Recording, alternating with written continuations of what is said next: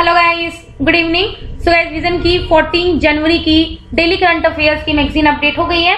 तो चलिए हम आज की फर्स्ट न्यूज के साथ स्टार्ट करते हैं। अभी फर्स्ट न्यूज क्या है कि जो न्यू फॉरेन ट्रेड पॉलिसी है वो 1 अप्रैल से इफेक्ट में आ जाएगी। ठीक है, तो गाइस ये फॉरेन पॉलिसी की बात हो रही है। तो गाइस ये जो सेक्शन है, ये जो न्यूज है हमारी इकोनॉमी सेक्शन में कवर होगी। ठीक है, अभी के जो ministry of commerce and industry ने इन्फॉर्म किया है कि जो न्यू फॉरेन ट्रेड पॉलिसी है वो 1 अप्रैल 2021 से इफेक्ट में आ जाएगी अगले 5 सालों के लिए। ठीक है, तो आपको इसकी मिनिस्ट्री पता होनी चाहिए कि किस मिनिस्ट्री ने बोला है। ठीक है, जो फॉरेन ट्रेड पॉलिसी 2015 से 2020 की थी उसको हमने 1 साल के लिए एक्सटेंड किया गया था टिल 31 मार्च इस साल, क्योंकि कोविड-19 पैंडेमिक की वजह से। ठीक है, नहीं तो ये जो ट्रेड पॉलिसी थी शायद 2020 में स्टार्ट हो जाती, लेकिन आप सबको पता है कोविड-19 पैंडेमिक आ गई, इसकी वजह से इसे 1 साल एक्सटेंड कर दिया। कब तक? 31 मार्च 2021 तक। ठीक है, काफी स्कीम्स हैं जैसे merchandise export from India, service export from India, ये सब फॉरेन ट्रेड पॉलिसी के क्या है पार्ट थे। अभी आपको पता है जो हमने काफी टाइम पहले पढ़ा था, काफी बार पढ़ चुके हैं कि जो MEIS स्कीम को अभी remission of duties and export scheme, इस तरह से इसको क्या कर दिया, रिप्लेस कर दिया। ठीक है, 5 साल बाद क्या है, जो फॉरेन ट्रेड पॉलिसी को अमेंडमेंट चाहिए था ताकि हम क्या कर सके, अपने एक्सपोर्ट पोटेंशियल को डेवलप कर सके, हम अपनी एक्सपोर्ट परफॉर्मेंस को इंप्रूव कर सके, अपना फॉरेन ट्रेड को हम एनकरेज कर सके, और किस तरह हमारी पेमेंट पोजीशन है उसको हम क्या कर सके, बैलेंस बना रखें। मतलब कि यही बात है कि जो हमारा अगर बैलेंस ऑफ पेमेंट क्राइसिस हो रहा है या फिर like current account balance, deficit वगैरह, ये जो उतनी भी चीजें हैं हम उनको सरप्लस में लेके आ सके और बैलेंस बना के रख सके। ठीक है, ये ना हो कि हम डेफिसिट रहें। ठीक है, जो न्यू फॉरेन ट्रेड पॉलिसी है वो इंडिया को लीडर बनाएगा किसमें, इंटरनेशनल ट्रेड के एरिया में। और हम चाहते हैं कि हम अपने एक्सपोर्ट्स को ग्रोथ करें, सर्विस सेक्टर में भी और मर्केंडाइज मतलब गुड्स सेक्टर में भी। इससे क्या होएगा, हमारी एम्प्लॉयमेंट में भी ग्रोथ होएगा, ताकि हमारा, आपको सबको पता है कि हमारा क्या गोल है कि इंडिया को $5 ट्रिलियन की इकोनॉमी बनाया जाए। अब ये जो फ्रेमवर्क प्रोवाइड करेगा किसके लिए, ताकि हम अपने एक्सपोर्ट्स को बूस्ट कर सके, दोनों या गुड्स से रिलेटेड या सर्विसेज से रिलेटेड, ताकि जो भी डोमेस्टिक और जो भी ओवरसीज जो भी हमें कॉन्स्ट्रेंट्स हैं या फिर आपको लगता है जो दिक्कतें हैं, चैलेंजेस हैं, उनको एड्रेस करके related to policy, regulatory framework. इसके अलावा जो ट्रांजेक्शन कॉस्ट हैं उनको हम लोअर करेंगे ताकि हम अपने ईज ऑफ डूइंग बिजनेस को बढ़ाएंगे। ठीक है, काफी बार हम ये वर्ड यूज करते हैं ईज ऑफ डूइंग बिजनेस, तो गाइस अच्छे से इसको बारे में याद करो। ठीक है, इसके अलावा एफिशिएंट, कॉस्ट इफेक्टिव और adequate logistical and utilities infrastructure बनाएंगे। ठीक है, आपको पता है ताकि हम इजीली क्या कर सके, जो माल है उनको ट्रांसपोर्ट कर सके टू डिफरेंट कंट्रीज, तो उसके लिए हम अपना इंफ्रास्ट्रक्चर को अच्छा बनाएंगे। ठीक है, डिस्ट्रिक्ट एक्सपोर्ट हब्स बनाएंगे ताकि हम हर एक डिस्ट्रिक्ट के पोटेंशियल को ले सकें। मतलब कि देखो आप सबको पता है डिफरेंट डिस्ट्रिक्ट्स की क्या है, डिफरेंट कुछ लाइक स्ट्रॉन्ग पॉइंट्स होते हैं, या फिर हर एक डिस्ट्रिक्ट में किसी चीज की प्रोडक्शन ज्यादा होती है। तो हमें क्या करना है, हर एक डिस्ट्रिक्ट की जो पोटेंशियल है उसको हमें अच्छे से यूज करना है। ठीक है, तो डिस्ट्रिक्ट एक्सपोर्ट हब्स को सेटअप किया जाएगा। ठीक है, आई होप आपको समझ में आएगा। नेक्स्ट न्यूज, कैबिनेट ने अमेंडमेंट क्लियर किया to the mining law. Again guys ये जो हमारा न्यूज आएगी इकोनॉमी सेक्शन में कवर होगी। ठीक है, कैबिनेट ने अप्रूव किया कि माइनिंग सेक्टर में जो स्ट्रक्चर रिफॉर्म्स हैं उनको अप्रूव किया, और इसके लिए कैबिनेट ने अमेंड किया किसमें, mines and mineral development and regulation 1956 का, या फिर MMDR एक्ट भी हमें बोलते हैं। ये जो रिफॉर्म पैकेज है इससे हमें क्या करेंगे, जो 3 एग्जिस्टिंग लॉज हैं उनमें हमने अमेंडमेंट किया related to pricing formula for minerals, किस तरह से आप मिनरल्स की जो प्राइसिंग है उनमें अमेंड किया है, किस तरह से माइंस को एक्सप्लोर कर सकते हो, या जो भी टैक्सेस या ड्यूटीज माइनिंग पे लिवाई होती हैं उन सब में क्या किया, अमेंडमेंट किया। अब ये जो रिफॉर्म किए हैं उसका मेन पर्पस क्या है, सबसे पहले ताकि हम अपने मिनरल प्रोडक्शन को क्या कर सके, इंक्रीज कर सके, एम्प्लॉयमेंट अपॉर्चुनिटीज लेके आ सके ज्यादा से ज्यादा, इंपोर्ट्स पे जो हम डिपेंडेंट हैं उनको रिड्यूस कर सके, और लार्ज मिनरल ब्लॉक्स को हम क्या कर सके, उनकी प्रोडक्शन को इंक्रीज करें। और वो कैसे कर सकते हैं, उनके ऑक्शन को लाके। अब आपको पता है कि हमने प्राइवेट प्लेयर को भी पूरी आजादी दे रखी है। ठीक है, ये आपको पता है, हम ऑलरेडी MMDR एक्ट जब अमेंड हुआ था उसको हमने पहले भी काफी बार डिस्कस किया है। ठीक है, इसके अलावा हमें क्या करना है, ऑक्शन जो डिजाइन होता है उनको स्ट्रेंथन करना है और ट्रांसपेरेंसी लेके आनी है। जो ऑक्शन वाला सिस्टम होता है इसमें हमें क्या करना है, ट्रांसपेरेंसी लेके आनी है। ठीक है, रिफॉर्म्स क्या प्रपोज किए गए, देखो भाई अगर किसी को नहीं पता है MMDR एक्ट में क्या था, तो अगर इसमें क्या होता है, मेनली जो कोल ब्लॉक्स होते हैं लाइक, ठीक है, तो उसके ऑक्शन होते हैं। ठीक है, ऑक्शन मतलब नीलामी होती है। तो पहले क्या था, प्राइवेट प्लेयर्स को अलाउड नहीं था, लेकिन क्योंकि हम खुद चाहते हैं कि हम अपनी प्रोडक्शन को बूस्ट करें, तो पहले क्या है, अभी जो MMDR एक्ट में जब रिफॉर्म किया था, अमेंडमेंट किया था, तो उसमें हमने प्राइवेट प्लेयर्स को भी अपॉर्चुनिटी दी, ठीक है। उससे पहले सिर्फ प्राइवेट प्लेयर्स क्या कर सकते थे, सिर्फ अपने यूज के लिए क्या कर सकते थे, उससे लाइक वो कोल ले सकते थे, लेकिन वो डायरेक्टली सेल पर्पस के लिए यूज नहीं कर सकते थे, ठीक है। Like as a raw material अगर उन्हें अपने इंडस्ट्री के लिए चाहिए था प्राइवेट प्लेयर को, तो वो वहां से कोल ले सकते थे, लेकिन सेल पर्पस के लिए नहीं ले सकते थे, ठीक है। हाउएवर अब ये जो प्राइवेट प्लेयर उनको अलाउड कर दिया, ठीक है। तो ये मैंने आपको ब्रीफली बता दिया, ठीक है। अब रिफॉर्म्स क्या प्रपोज किया है MMDR एक्ट में, जरा हम देख लेते हैं। जो भी एक्सप्लोरेशन होगा या प्रोडक्शन होगा उसमें आपको लाइसेंस चाहिए होगा और क्लैरिटी चाहिएगी इन इलीगल माइनिंग में। इसके अलावा हम क्या कहेंगे, जो कैप्टिव और कमर्शियल माइनिंग, देखो आप सबको पता है, मैंने अभी आपको बताया पहले प्राइवेट प्लेयर को कैप्टिव माइनिंग अलाउड है। कैप्टिव मतलब सिर्फ अपने यूज के लिए, तो हम जो डिफरेंशिएशन है उसको रिमूव करेंगे कि सेल्फ यूज और कमर्शियल सेल माइनिंग में जो डिफरेंशिएशन है उसको रिमूव करेंगे, और इसमें हम क्या करेंगे, एलोकेट करेंगे कैप्टिव यूज को कि वो 50% जो सेल्फ यूज के लिए हम मिनरल्स जो एक्सप्लोर कर रहे हैं उनको हम उसमें से 50% हम सेल कर सकते हैं, जो हमने एक साल में मतलब कि सपोज करो मैंने बोला सेल्फ यूज के लिए मैंने क्या किया, 100 टन ऑफ कोल क्या कर लिया, एक्सप्लॉइट कर लिया, लेकिन अब क्या है इसमें 50 टन एक साल में क्या कर सकते हैं, बेच भी सकती हूँ, ठीक है। अमेंडमेंट करेंगे डिस्ट्रिक्ट मिनरल फाउंडेशन गाइडलाइंस में, ताकि हम इसके फंड को बेटर वे में यूटिलाइज कर सके। जो डिस्ट्रिक्ट मिनरल फाउंडेशन फंड है ये आपको बहुत अच्छे से पता होना चाहिए, काफी बार डिस्कस कर चुके हैं। नॉन प्रॉफिट स्टैट्यूटरी ट्रस्ट है, जो ये सिर्फ उस डिस्ट्रिक्ट के लिए होता है जो माइनिंग की वजह से इफेक्ट होता है या माइनिंग रिलेटेड ऑपरेशंस की वजह से इफेक्ट होता है। ये फंड किया जाता है through the contribution from miners, ठीक है। इसके अलावा जो नॉन प्रोड्यूसिंग ब्लॉक्स हैं PSUs को, उनको रीएलोकेट किया जाएगा। इसके अलावा हम नेशनल मिनरल इंडेक्स को सेटअप किए जाएंगे, जो डील करेगा with various statutory requirements for future option, ठीक है। नेक्स्ट से पढ़ते हैं, RBI constitutes working group on digital lending. Again guys economy section में कवर होगा, ठीक है। RBI ने कुछ वर्किंग ग्रुप को कॉन्स्टिट्यूट किया है ताकि डिजिटल लैंडिंग पे काम कर सके, ठीक है। वर्किंग ग्रुप क्या करेगा, डिजिटल लैंडिंग एक्टिविटीज के हर एक एक्सपेक्ट को स्टडी करेगा फाइनेंशियल सेक्टर में as well as by unregulated players. ये क्या करेगा, इवेल्युएट करेगा डिजिटल लैंडिंग की एक्टिविटीज को, और ये देखेगा कि जो डिजिटल लैंडिंग एक्टिविटीज हो रही है RBI रेगुलेटेड एंटिटीज के अकॉर्डिंग ही हो रही है, ठीक है। And it will assess penetration and standard of outsource digital related activities in RBI regulated entity, ठीक है। इसके अलावा जो अनरेगुलेटेड डिजिटल लैंडिंग हुई है उसमें वो रिस्क आइडेंटिफाई करेगा कि कहीं वो रिस्क फाइनेंशियल स्टेबिलिटी को तो नहीं ले सकता, या रेगुलर एंटिटीज या कंज्यूमर्स को वो रिस्क तो नहीं लेके आ सकता। इसके अलावा क्या होता है, इट विल रेकमेंड, देखो सबसे पहले हम ये पढ़ लेते हैं डिजिटल लैंडिंग होता क्या, पता चला आपको कुछ समझ ही नहीं आ रहा तो हम इसको स्टार्ट करेंगे दोबारा। डिजिटल लैंडिंग में हम क्या करते हैं, ऑनलाइन टेक्नोलॉजी का यूज करके क्या करते हैं, अपने लोन्स को या तो वहां से लेते हैं या फिर रिन्यू कराते हैं, ठीक है, ताकि हम क्या कर सके, फास्टर वे में डिसीजंस ले सके और एफिशिएंट डिसीजन ले सके। देखो गाइस काफी ऐसी एप्स भी हैं, मेरे को नाम नहीं याद आ रहा है, ठीक है, तो उसमें क्या है आप लोन ले सकते हो ऑनलाइन, ठीक है।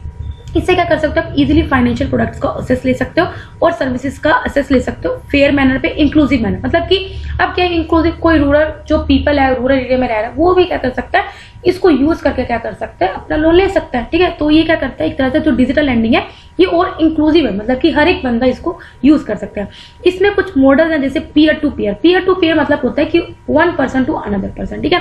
पे लेटर मतलब बाद में पे करना, invoice financing, bank led digital product, इस तरह के कुछ मेथड्स इसमें इंक्लूड है। जो डिजिटल लैंडिंग मार्केट है इंडिया में अभी वो इंक्रीज हो रही है।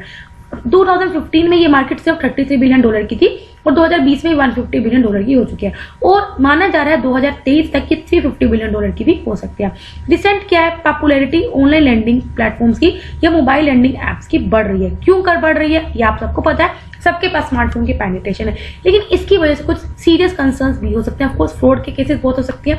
कुछ अनऑथराइज प्लेस क्या है, वो जानबूझ के आएंगे आपको लैंडिंग के नाम पे देंगे, ठीक है, जिसकी क्योंकि वो क्या करेंगे, हैसल फ्री लोन्स की वजह से आप क्या कर सकते हो कि यार ज्यादा चक्कर नहीं काटने पड़ेंगे, आप जल्दी से जल्दी लोन ले लोगे, वो भी अनऑथराइज प्लेयर से।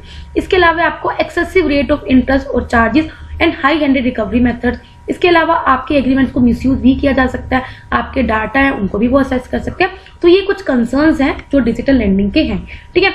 तो अभी क्या किया, इसके लिए वर्किंग ग्रुप को RBI ने कॉन्स्टिट्यूट किया गया। तो डिजिटल लैंडिंग की हर एक एक्टिविटी को क्या करेगा, स्टडी करेगा, कि वो जो काम कर रही है वो आरबीआई के अकॉर्डिंग कर रही है या नहीं कर रही है, ठीक है। कुछ रिस्क को आइडेंटिफाई करेगा कि कहीं वो हमारी फाइनेंशियल स्टेबिलिटी के या फिर जो रेगुलेटेड एंटिटीज है उनको रिस्क तो नहीं पहुंचाएगा। इसके अलावा ये देखेगा कि जो डिजिटल लैंडिंग प्लेयर्स हैं या जो इन सब में इंडल्ज हैं, जो ये लोन प्रोवाइड करते हैं, क्या वो फेयर प्रैक्टिसेस कोस्ट को यूज कर रहे हैं, ठीक है, या वो इस तरह के मेजर्स ले रहे हैं ताकि जो कंज्यूमर प्रोटेक्ट रहे, आप कोई फ्रॉड तो ना करे। तो ये सब क्या करेगा, ये काम करेगा वर्किंग ग्रुप, ठीक है। तो अगर आई होप अब आपको समझ में आई होगी। नेक्स्ट न्यूज पढ़ते हैं, एक second. Nation celebrates various harvest festivals on 14 January. Art and culture में गाइस ये कवर होएगा अंडर GS1। तो आई होप आपने ये सब पढ़ चुके होंगे, क्योंकि अगर आप लाइक सोशल मीडिया पे एक्टिव रहते हो तो इस तरह की बहुत ज्यादा मतलब की पिक्चर्स, आपको पता था 14 जनवरी को मकर संक्रांति होती है, लेकिन डिफरेंट स्टेट्स में इसी फेस्टिवल को डिफरेंट नेम से बनाया जाता है। जैसे जम्मू एंड कश्मीर में शिशु संक्रांति, तो भाई इनके नाम आपको याद रखने हैं। हरियाणा, हिमाचल प्रदेश, पंजाब में इसको मघी या लोहड़ी के नाम से जाना जाता है। गुजरात और राजस्थान में इसको उत्तरायण के नाम से जाना जाता है। बिहार और झारखंड में इसको मकर संक्रांत के नाम से जाना जाता है। यूपी में खिचड़ी के नाम से जाना जाता है। असम और नॉर्थ ईस्ट में इसको माघ बिहू बोलते हैं, ठीक है। महाराष्ट्र और MP में इसको मकर संक्रांति ही बोलते हैं। कर्नाटका में इसको मकर संक्रामना बोलते हैं। केरला में मेनली सबरामिला टेम्पल में होता है मकर विलापू, ठीक है, आपको पता होना चाहिए सबरामिला टेम्पल में क्या इशू चलता रहता है। तमिलनाडु में इसको पोंगल नाम से क्या किया जाता है, सेलिब्रेट किया जाता है।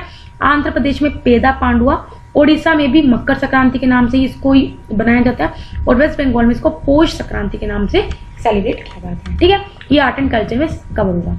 नेक्स्ट है इंडिया की to US plan in Indo Pacific counter to China. ये जो न्यूज है हमारी इंटरनेशनल रिलेशंस में कवर होगी अंडर GS2। अभी क्या है, एक न्यूली डीक्लासिफाइड डॉक्यूमेंट है जो कि US का स्ट्रेटेजिक फ्रेमवर्क है इंडो पैसिफिक के लिए, ठीक है।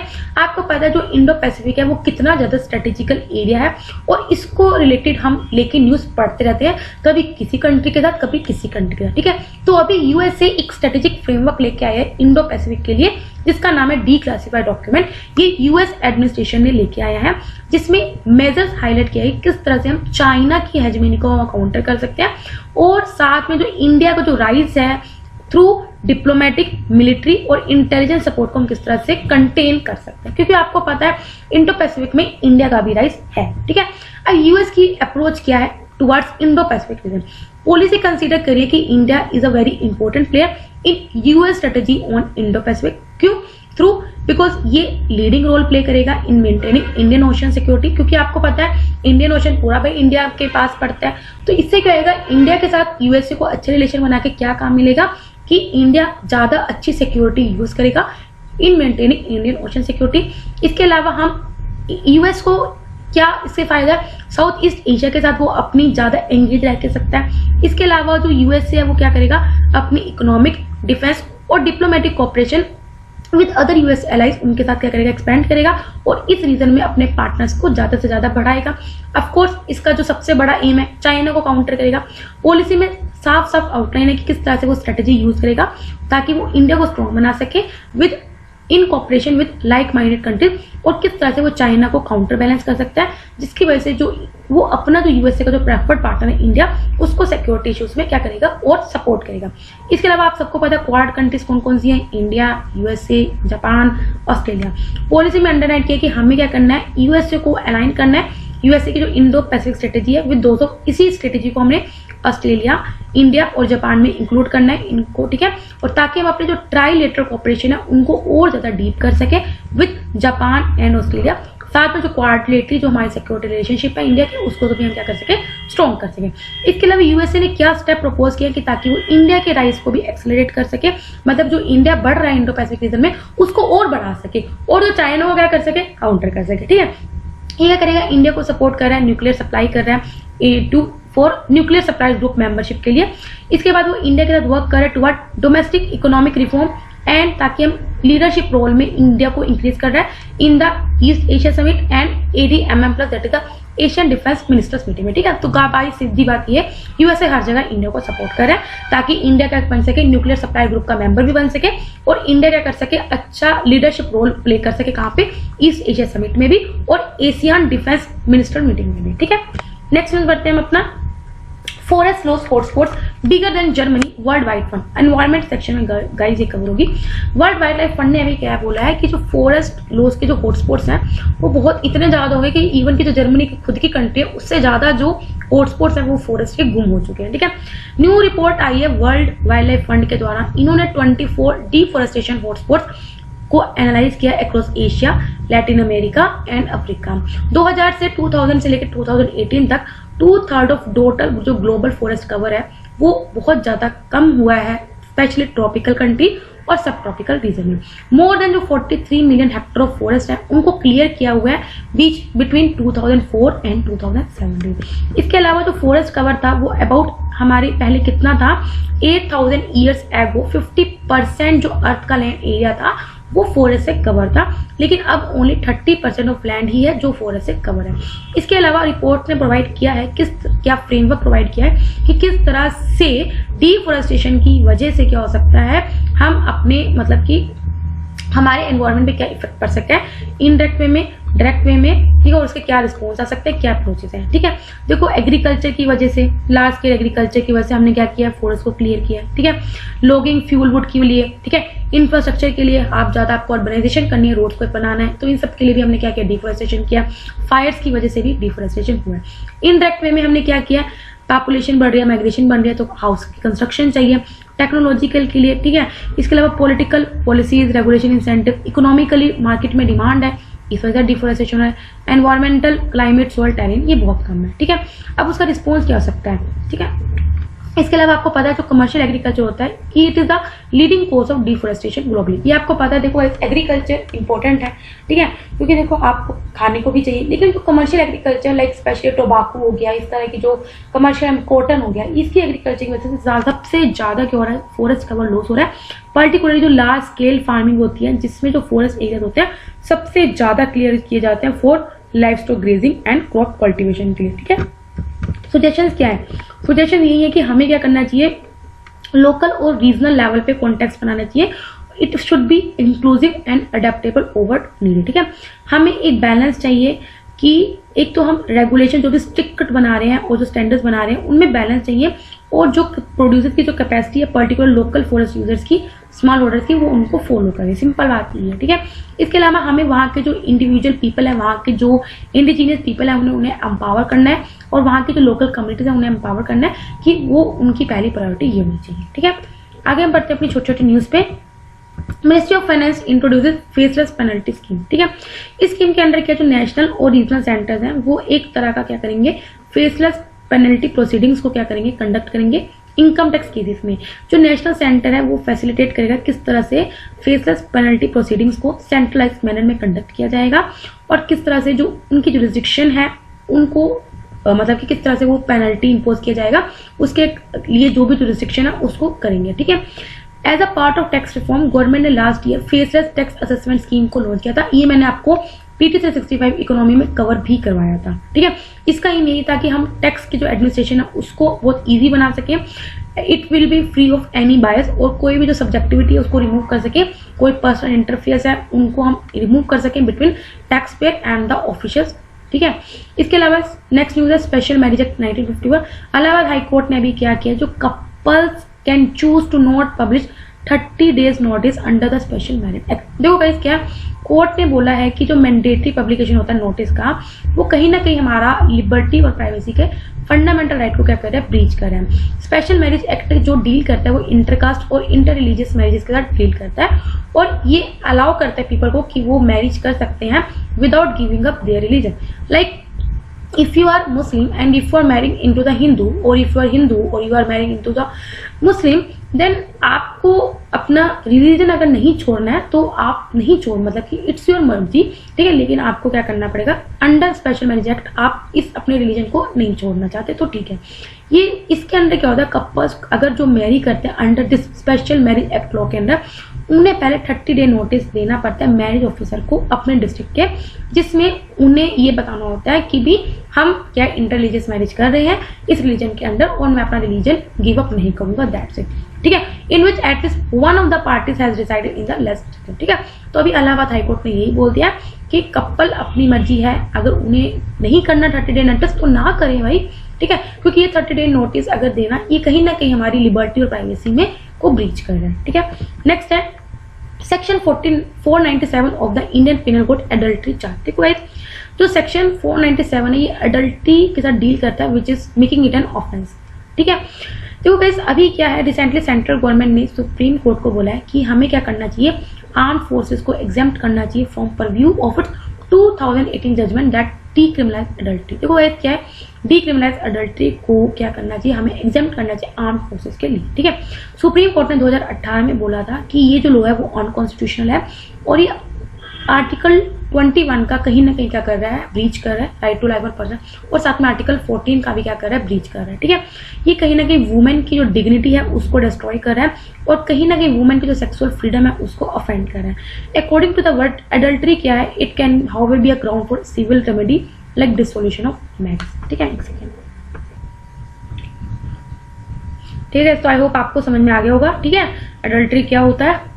ठीक है, नेक्स्ट है लाइट कॉम्बैट एयरक्राफ्ट तेजस। काफी बार हम पढ़ चुके हैं, कैबिनेट ने भी अप्रूव कर लिया कि हम 83 जो ये तेजस हैं वो हम परचेज करेंगे कहाँ से, हिंदुस्तान एरोनॉटिक लिमिटेड, कहाँ से, फॉर इंडियन एयरफोर्स। ठीक है, ये फर्स्ट बाय इंडियन इंडिजिनियसली, मतलब कि ये इंडिया के द्वारा ही डिजाइन किया गया है, इंडिया के द्वारा डेवलप किया गया है, इंडिया के द्वारा मैन्युफैक्चर किया गया है और ये इस कैटेगरी में आता है। और इसमें हम ये कॉम्बैट एयरक्राफ्ट है जिसका इंडिजीनियस कंटेंट है 50% है। तेजस इंडिजीनियसली डिजाइन किया गया है, डेवलप एंड मैन्युफैक्चर किया गया है, 4+ जनरेशन का है, फाइटर एयरक्राफ्ट है। इसमें काफी अच्छी कैपेबिलिटीज हैं, जैसे active electronically scan air raider है, बियॉन्ड विजुअल रेंज मिसाइल है, इलेक्ट्रॉनिक वारफेयर सूट है और एयर टू एयर रिफ्यूलिंग है। ठीक है, लास्ट न्यूज आज की, global stockpile of Ebola vaccine. अभी क्या गया है जो गाइस, ये जो क्रिएट किया गया है वो किसके द्वारा क्या बनाया गया है, bye international coordinating group on vaccine provision, ताकि हम क्या कर सके, अगर फ्यूचर में इबोला वायरस का डिजीज का द्वारा आउटब्रेक आ सके तो उसको हम प्रिवेंट कर सके। अभी क्या जो इंटरनेशनल कोऑर्डिनेटिंग ग्रुप है उसमें इंक्लूड किया गया WHO को, यूनिसेफ को, International Federation of Red Cross and Red Crescent Societies, Medecins Sans Frontieres, इन सबको क्या किया गया, इंक्लूड किया है, जिसमें फाइनेंशियल सपोर्ट आ रही है कहाँ से, गावी से, द वैक्सीन एलियंस से, ये आपको पता ही होगा। इससे पहले क्या जो ईवीडी इबोला वायरस डिजीज है, इसको पहले इबोला हेमोग्राफी फीवर भी ये आपको पता होगा, रेयर है लेकिन सीवियर होता है, ये ह्यूमंस में फैटल इलनेस कर सकते हैं, मतलब कि इसकी वजह से आपको डेथ भी हो सकती है। ये अफ्रीकन कॉन्टिनेंट में सबसे ज्यादा प्रिवेलेंट है, ये लोगों में ट्रांसमिट होती है फ्रॉम वाइल्ड एनिमल्स और ह्यूमन टू ह्यूमन ट्रांसमिशन भी इसका पॉसिबल है। ठीक है, तो गाइस यहाँ पे डेली करंट अफेयर्स कंप्लीट होते हैं। अगर आपको पसंद आए तो लाइक करना, कोई डाउट तो कमेंट करना। तब तक बाय, टाटा।